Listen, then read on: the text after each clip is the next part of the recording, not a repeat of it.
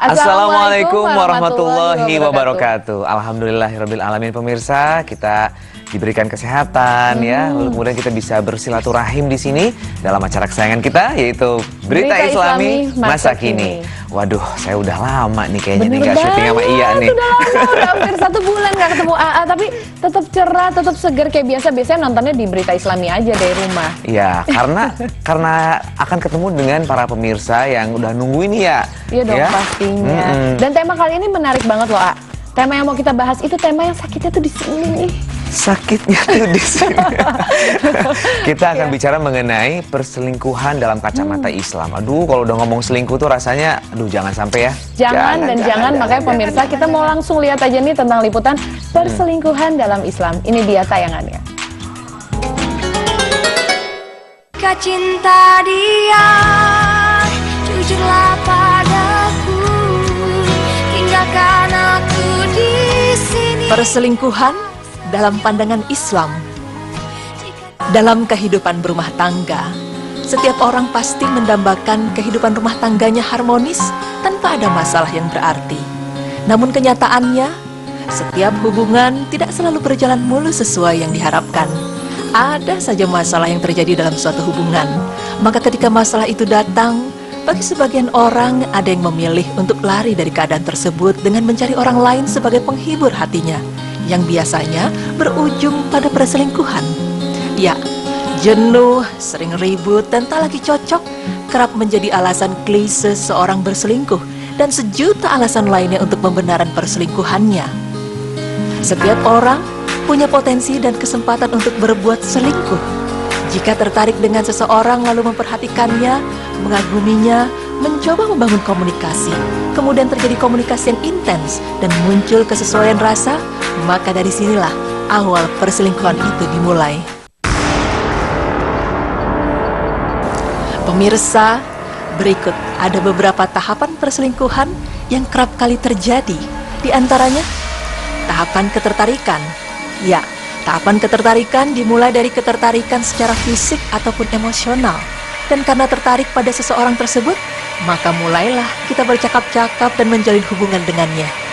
Setelah itu kita mulai merasa tergantung dengannya dan kita merasa membutuhkannya.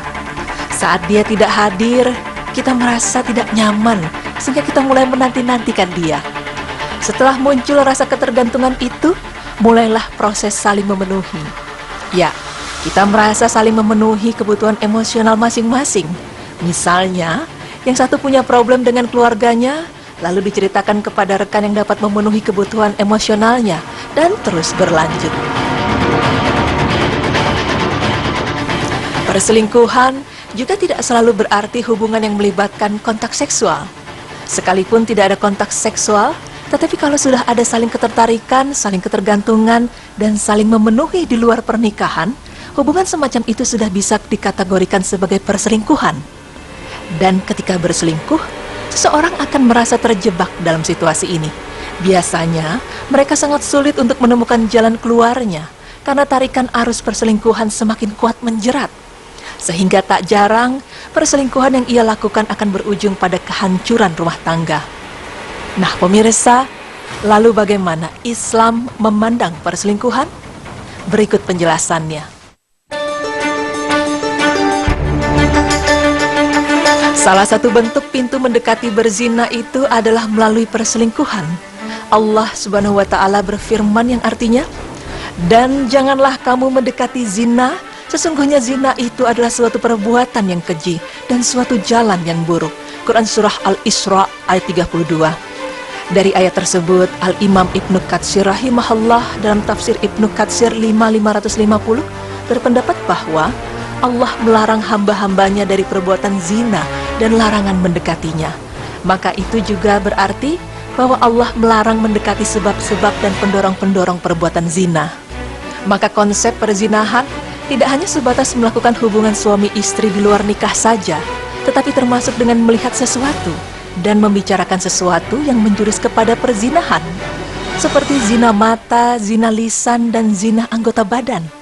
Disebutkan dalam hadis Abu Hurairah radhiyallahu anhu, Rasulullah Shallallahu alaihi wasallam bersabda bahwa Allah telah menetapkan atas setiap Bani Adam bagian dari zina yang bisa dan pasti ia dapatkan, yaitu zina mata yakni melihat, zina lisan yakni berbicara, zina hati yakni hati yang berangan-angan, serta bernafsu dan merasuk ke dalam perasaan untuk menikmatinya.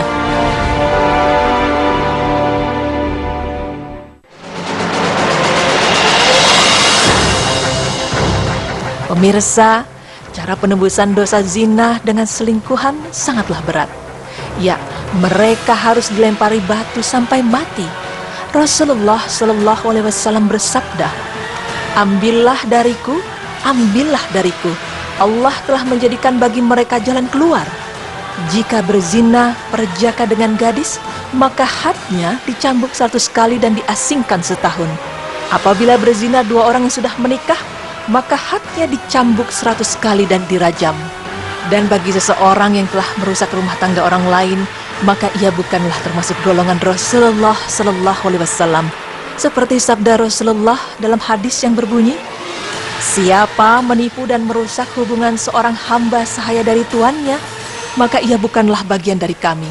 Dan siapa yang merusak hubungan seorang wanita dari suaminya, maka ia bukanlah dari kami. Hadis sahih diriwayatkan oleh Ahmad, Al-Bazar, Ibnu Hibban, Al-Nasai dalam Al-Kubra dan Al-Baihaqi. Pemirsa, perselingkuhan memang kerap menimbulkan dampak buruk bagi pelaku dan orang-orang di sekitarnya. Dan berikut adalah beberapa dampak buruk dari berbagai sisi yang terjadi jika seseorang melakukan perselingkuhan. Di antaranya, secara sosial telah terbukti bahwa perselingkuhan bisa berbuntut kehancuran rumah tangga, dan otomatis rumah tangga yang hancur juga akan berdampak buruk untuk kehidupan anak-anak yang tidak bersalah. Menurut ilmuwan Italia dari University of Turin, pria maupun wanita yang tidak setia memiliki resiko lebih tinggi menderita sakit kepala atau aneurisma. Hal ini merupakan akibat bahwa orang yang berselingkuh cenderung lebih sering mengalami tekanan dan stres. Para peneliti dari University of Colorado juga mengambil kesimpulan yang mendukung bahwa selingkuh berbahaya bagi kesehatan tubuh seseorang.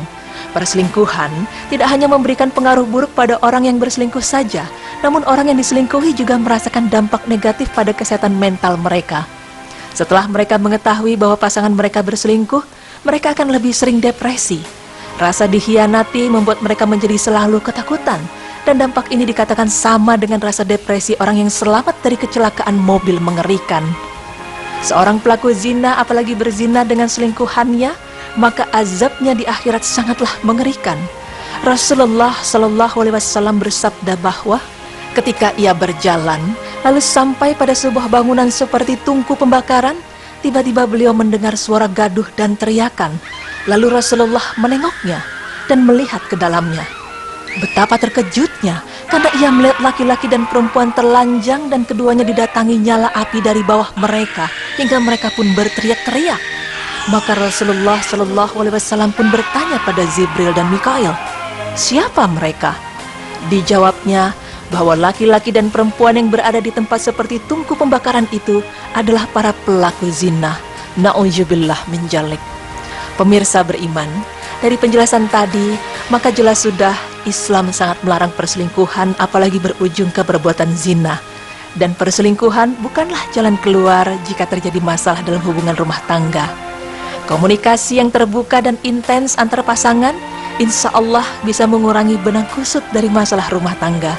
Namun jika solusi terakhir yang harus ditempuh adalah perceraian, hal itu tetap lebih baik daripada harus melakukan perselingkuhan yang banyak menimbulkan dampak buruk dan menyebabkan dosa.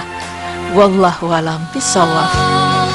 Terang saja terlihat di matamu, pengkhianatan ada di depanku. Bagaimana kini ku kan percaya kamu terlalu jahat, perlakukan diriku sekejam ini. Tuh kan, siapa bilang selingkuh itu indah? Selingkuh itu bikin repot pemirsa, Ya, repot yang dampaknya sosial dan juga nanti di akhirat, waduh siksanya. Serem banget Nauzubillah min ya. dzalik. Iya benar, walaupun ngerasa selingkuh, kita selingkuhnya nggak ngapa-ngapain kok, tidak melakukan kontak seksual atau apapun itu, tapi sudah menyakiti perasaannya itu loh yang dibilang tadi saya kita di Betul. sini, karena orang yang diselingkuhi juga itu ngerasain beban yang berat sekali. Jadi bagaikan tadi korban kecelakaan besar, tapi dia terbebas dari musibah itu. Jadi traumatisnya seperti itu. Betul. Emang trauma banget, saya pernah soalnya diselingkuhin. Oh, nggak boleh curhat di sini. Tahu banget rasanya. Dan itu kan jadinya zolim ya. Jadinya zolim. Tapi harus Ada orang klarifikasi ini maksudnya dulu sebelum menikah. Oh iya, dulu sebelum kan? menikah. Iya. Setelah menikah Ntar semuanya banyak yang tenang. telepon Mas Hanung lagi. Oh enggak sih. Oke, baik. Ini temanya agak sensitif. Lebih baik kita pindah ke tema lain ya. Ntar salah ditangkap lagi. Selesai. Oke, baik pemirsa. Untuk yang selanjutnya nih mungkin banyak keluarga kita juga atau mungkin kita yang baru pulang dari haji. Setelah ini kita ada pembahasan tentang haji. Oleh karena itu jangan kemana-mana, tetap di Berita Islami masa kini. Allahu Akbar.